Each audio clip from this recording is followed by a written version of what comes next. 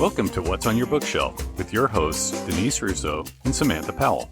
Hi, everyone. Welcome back to another episode of What's on Your Bookshelf.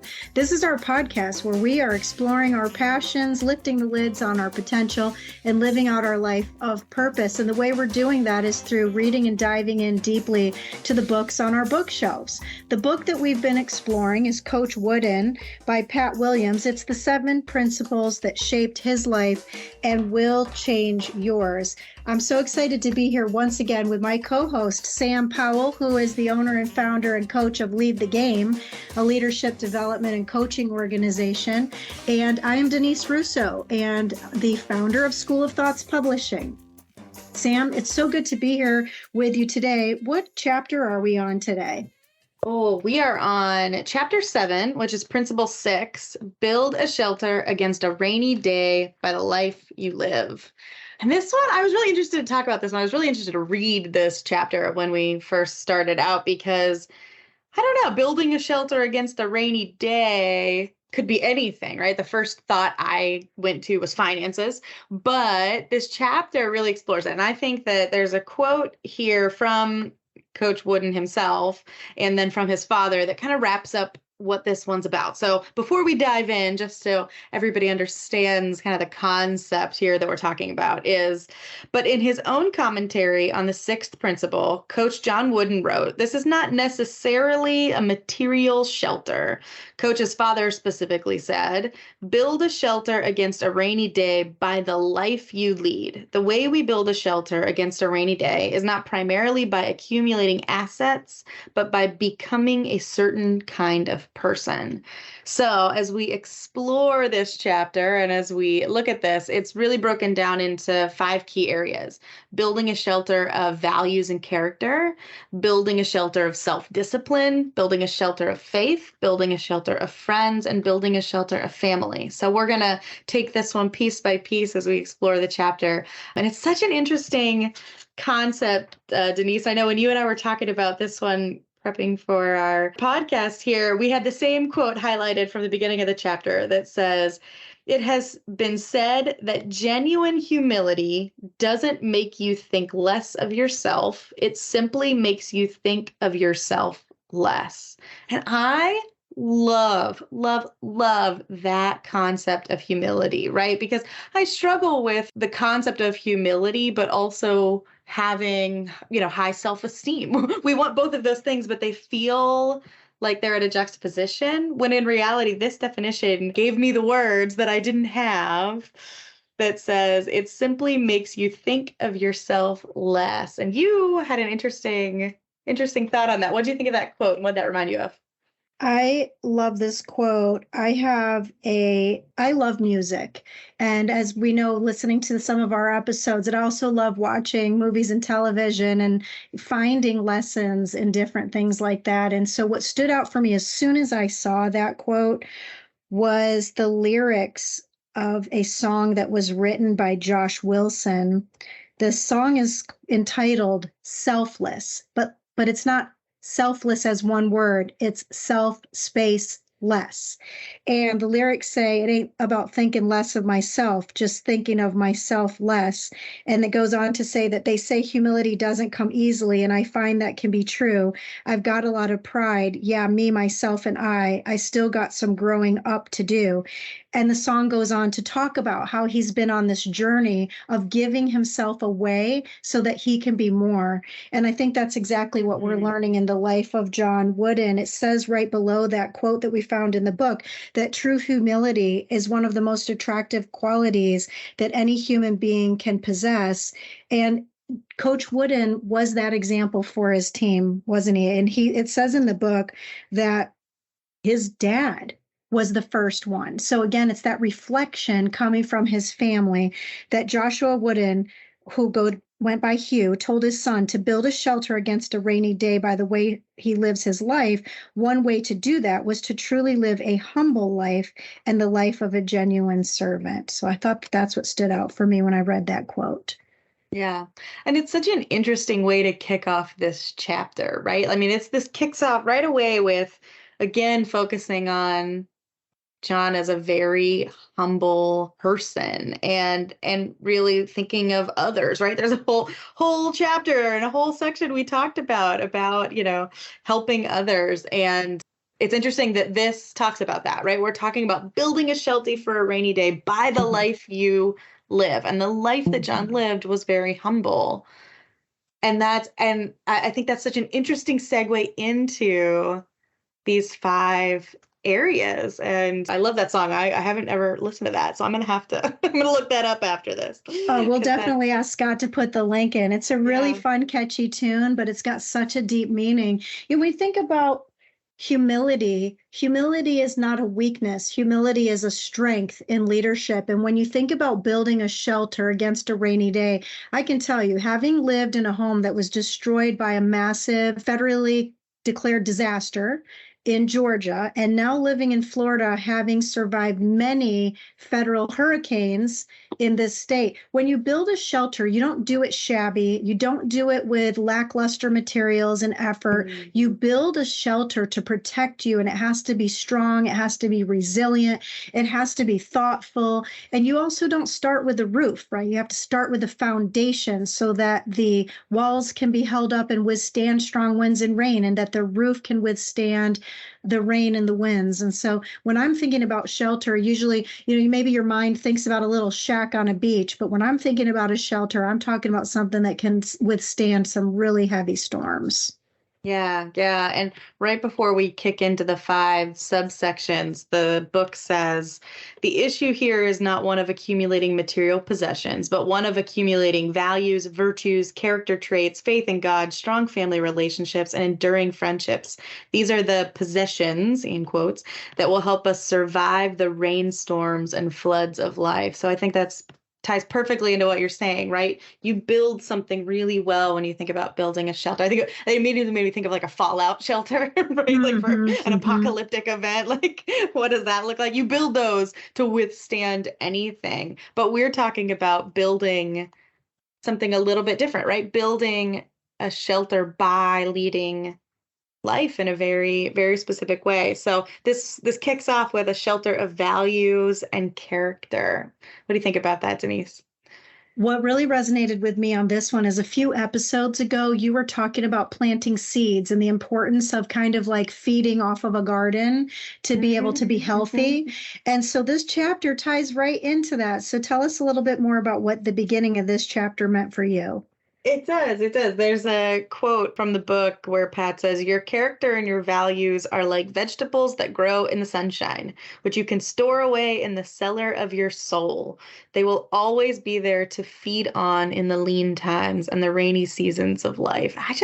I love that, right? Because what we talked about a few episodes ago, which is from the book, right? About eating from the garden. And when you're eating in the garden, the seeds drip down, and then it kind of creates this perpetual cycle of, and this, I think it was in the helping others section, maybe, but it was really about that. By living in a certain way, you create the seeds that then grow, that then create something else. But same thing, right? Not in just investing in others, but also in creating the shelter for later, right? It's that, I love the cellar of your soul, right? Your character and your values are the vegetables that grow in the cellar of your soul. Like, that's just, I don't know. I love that analogy. It's so beautiful, but just really makes me think of kind of that perpetual, like farm to table, type of a setup where you're growing in the garden, you're eating, the basil. We had this really interesting, I live in Pittsburgh, and I watched this really interesting episode of a pizza place that had a rooftop garden, and that's where they got all of the things for the toppings for the pizza and things like that, which I thought was really cool. And it was it was in a really urban area. So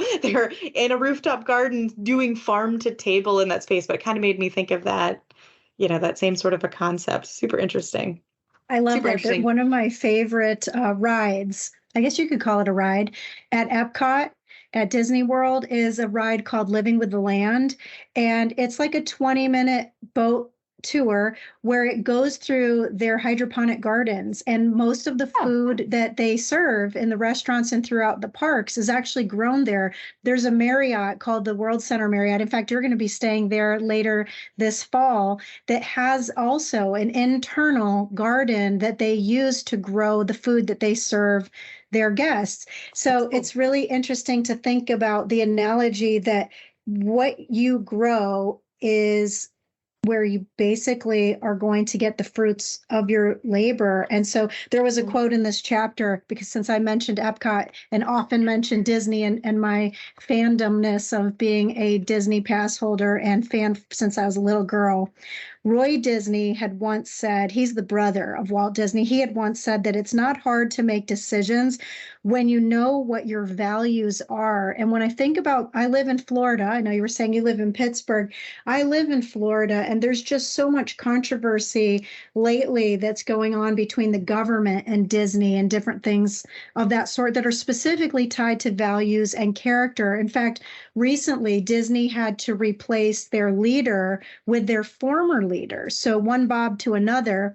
And I would highly recommend another book that's on my bookshelf. It's called Ride of a Lifetime by Bob Iger, who was the then and now the again CEO and leader of Disney. And everything that I see about him and everything I learned from him in his book, and he also has a class that's available on Masterclass. It's about values and character first, and then business will always come second. If you get this shelter number one right, the rest seems to fall in place. What do you think about that, Sam? Yeah, I agree with that. As you were telling your Epcot story, I was thinking of the same quote. Yeah, I think that's right. And I think that's why it's first for a reason, right? And it ties back to how these principles kick off of, being true to yourself. And this is really that, like when you're building a shelter, when you're setting up for the future, building a shelter of values and character is key for that, right? It goes back to being true to who you really are and what that looks like. And there's a call out in the book that says ability may get you to the top, but it takes character to keep you there. And then there's a quote that said, things turn out best for those who make the best of the way things turn out. And, and I think about values and characters of Coach Wooden, those things really seem to resonate with me when I think about him and think about what we've learned about him and how he lives his life. It's super, super interesting. And I agree with you. It's the foundation and has to be the first thing that you really do.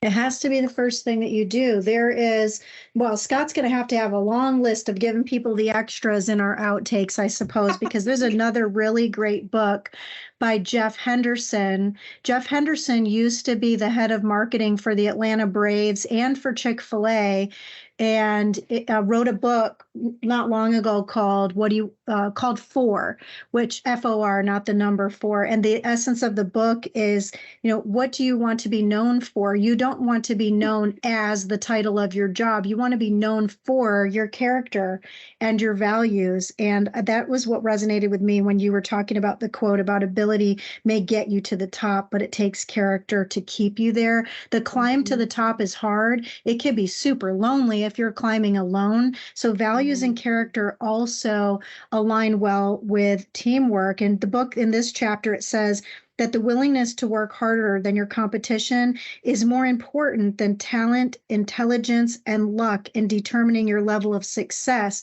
And John Wooden wasn't just a solo act. He worked really hard, but he worked really hard with a team, and his character trait was persistence. So on the next page, it goes on to say that it's not so important who starts the game, but who finishes it. And so when I thought about that quote, I was thinking, Sam, about you starting the idea and the concept and the business around Lead the Game. So what inspired you to want to create a business around these concepts of values and character and sports?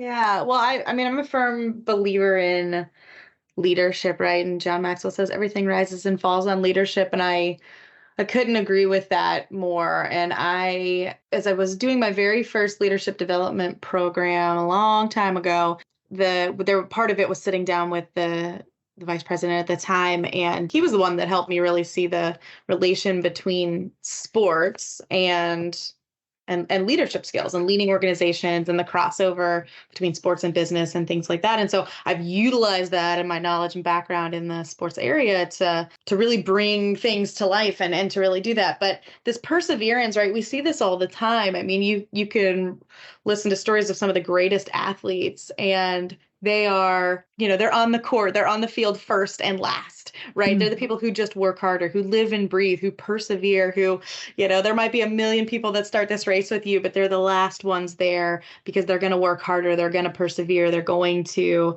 continue to do that. And that's one of their core values and part of who their character is the people who just stick with it.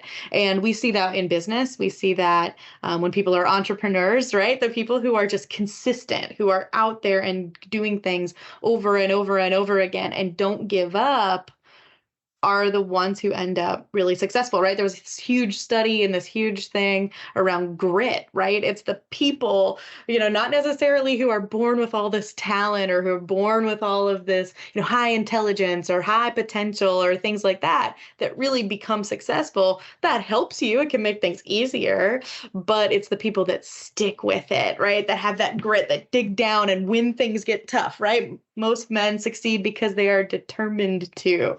And, things turn out best for those who make the best of the way things turn out, right? Like it's the people that just stick with it, who persevere, who go on. And that's part of that character and that, those values that really put you into the success category. So super interesting to me, and, a million places to see it, but we see it a lot in sports itself. Yeah, absolutely. You mentioned grit. The book that you're talking about is called Grit, The Power of Passion and Perseverance. That's another one on my bookshelf. It was written by Angela Duckworth. So a talented female leader. I would highly recommend it be on everyone's shelf. And eventually we'll get around to all of these books. But while we dive so deep into these, it seems like it's going to take us years to get through the books that are on our shelves. Let's go to the second one, because this is about self-discipline, which it really takes self-discipline as we're reading these books to dive deeply. In fact, one of the episodes we did recently was about drinking deeply from books, right? And what that takes to have self-discipline, to not just read, but to absorb and to live out these principles. And this talks about self-discipline being on self-control in whatever you were doing. Now, you had some really great thoughts when we were doing the pre-work for this show on this part of the chapter in number 2, shelter. So tell us a little bit about self-discipline. Yeah, so this one was really interesting because this wasn't, when I originally started reading this chapter, reading this section, this wasn't something I thought of as a shelter for a rainy day, but it talks about two big things, right? Finances is in this section, which is something I thought about, right? That was my first thought when I thought about a shelter. And it's got a good practical steps on the finances piece of it. So beware the warning signs of out of control finances, stay out of debt, start a rainy day fund, and invest for the future, which is sound financial advice in general. So this one, does jump right into where I thought it would go. And I think we've got some stories in the finance space, especially since we were both laid off, and finances are kind of the first thing you think about. But the other flip side of this chapter that I thought was really interesting was the self-discipline concept itself and the concept of health in that too, right? Taking, exercising and eating well and thinking about doing those things as building a shelter for if something were to come up with your health later on. I've never thought about taking care of myself physically in that term, and I love it, right? Because I'm a huge future planner. Like I'm the person who's thinking 15 years out always. I'm big picture, long term. That's just how my brain is wired. And I hadn't ever put, getting up and exercising and eating healthy in that category, but it really is. And so that to me was like a light bulb moment as I read through thinking about self-discipline and things like that. Made me really look in the mirror a little bit in this one. I really love what you're saying there, because if you've ever heard the sayings like, your body is a temple, or you are what you eat. Well, if you really think about that, in both cases, that's saying that your body is not just a shelter, it's a castle. And why would you fill it with junk and garbage and poor construction? And so when I was thinking about what you were just saying in regards to health, it's so easy to just, oh my gosh, want a brownie or your favorite cake or pie or candy. And there are for sure days where I want to have just something a little bit, and I have to remind myself, is that something I want to put into myself that's poisonous to me, or is it something that's going to nourish me and fill me up? In fact, not long ago, I took my team through a program called Wild Fit that was conducted by our mutual friend, Tarun, who's a coach in Wild Fit. And it was all about your mindset about eating. And in fact, coming up this fall, depending on when you're listening to this episode, Sam and I are going to be hosting an exclusive, very small group retreat. And part of that retreat will be about mindful eating. So it's not even just so much about having breakfast, lunch, and dinner and snacks together, but about what choices are we making with the things that we're consuming in our mind and in our bellies. Such an interesting concept, and thinking about it in those terms made me, like I said, really, really rethink, because I'm a big planner, and yeah, it's so interesting, and stepping into mindfulness when it comes to eating, stepping into mindfulness when it comes to your health, and really thinking about what you're doing, and how are you taking care of yourself, and thinking of that as, as a temple, as a shelter, is I think a really powerful concept, and something I just had not, never considered in this way before, which I thought was super fascinating. But people also have tax shelters, right? Like very wealthy people have tax shelters. So when we're talking about finances, you had made a comment a minute ago about how you and I have become much more attuned to our finances because our job situation changed for us.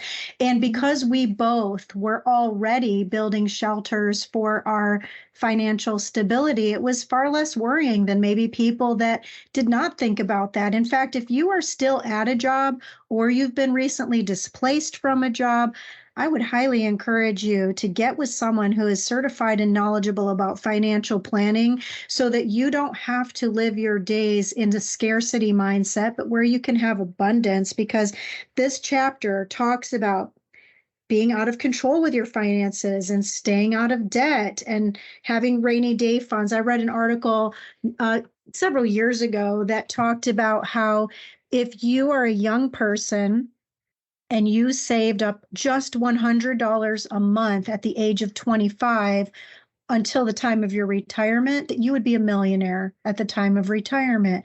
But how easy is it for us when we start our jobs to just go on spending sprees? In fact, people seem to live up to the money that they're making, and it never seems to be enough. Like how many multimillionaires have gone bankrupt and broke? And then it's funny though, because then you'll see that they can make it again. So how is it that a millionaire can lose everything and then get back up to where they were again?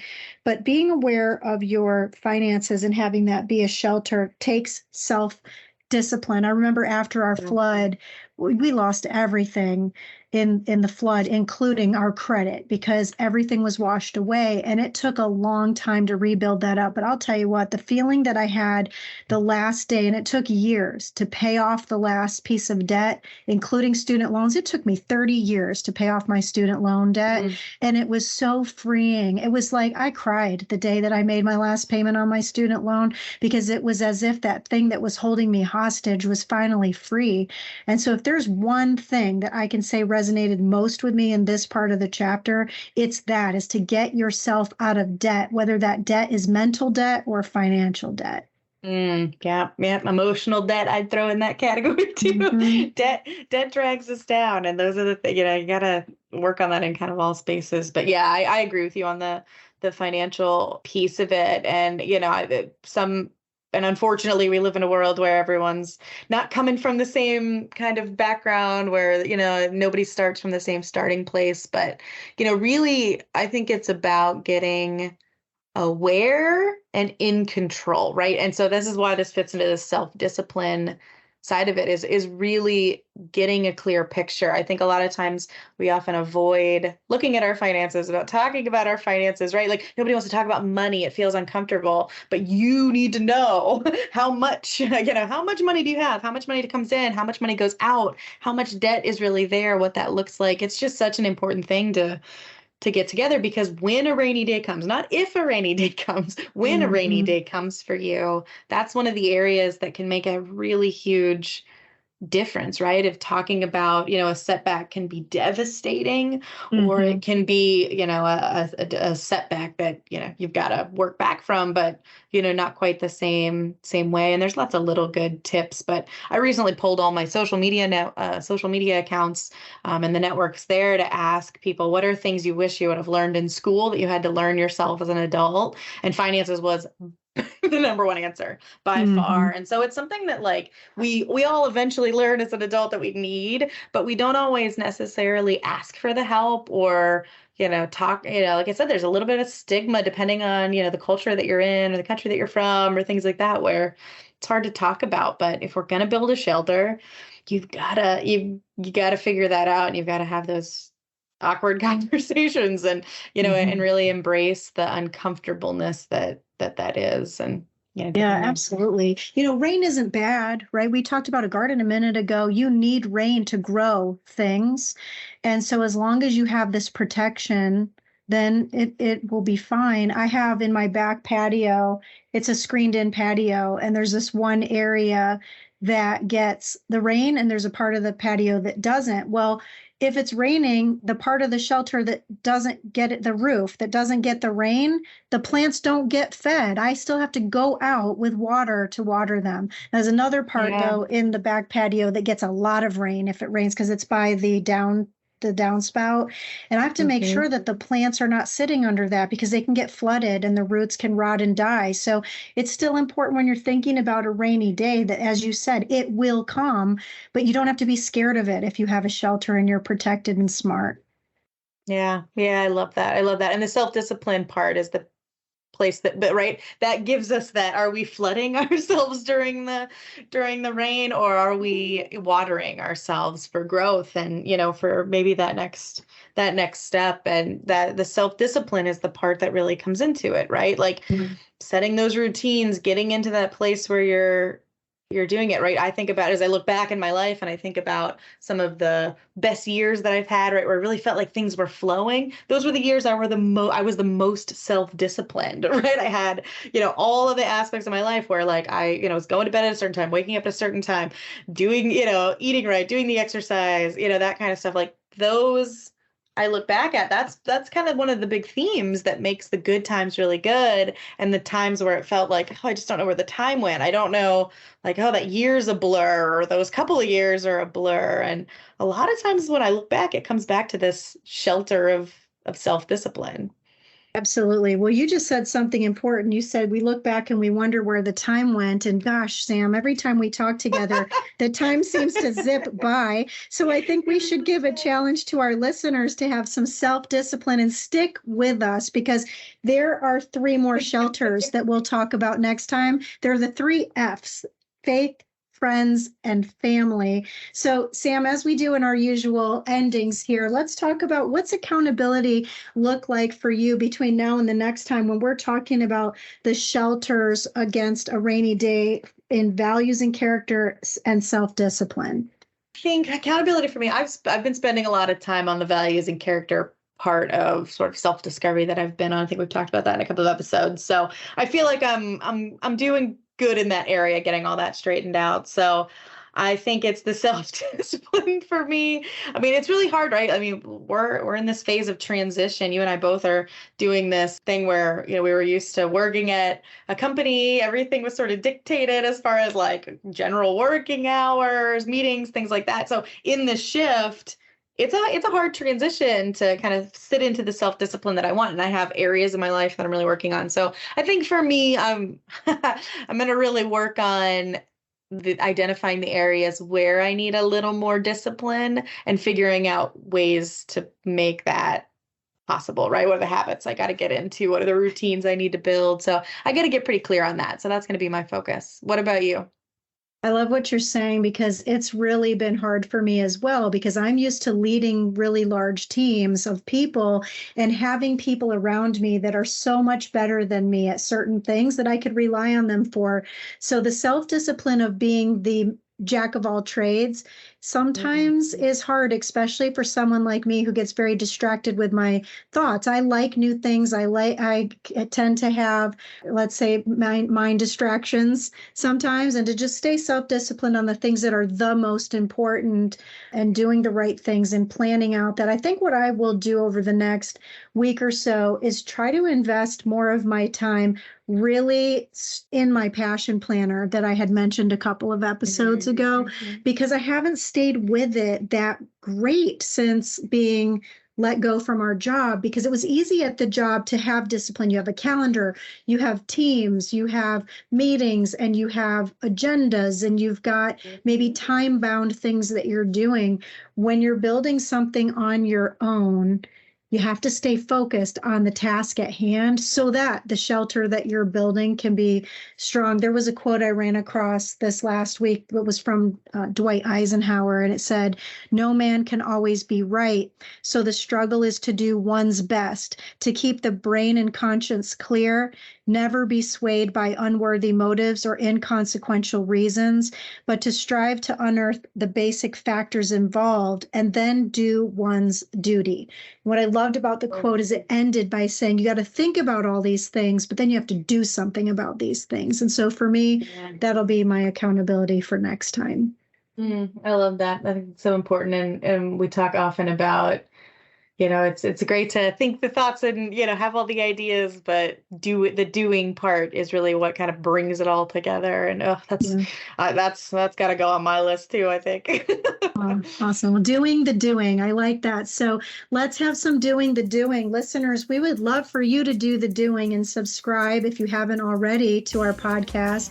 We're available, we think, now on every platform. If you have a platform you enjoy and we're not there yet, let us know. The best way to communicate with us is through our LinkedIn page called School of Thoughts Publishing, and Scott will have that in the show notes for you as well so that you can access it there. We'd love to hear from you too. What are the things that are resonating with you? What are the books on your bookshelf? What are the things maybe that challenged you? Or maybe you even want to share some of the accountability that you're taking as well, just like Sam and I, and when Andy and Scott are with us, do the same. And even though they're behind the curtain today, I know that they're also holding some accountability, not only to themselves, but to us. So once again, we want to thank you for listening. Thank you for sharing our podcast with others.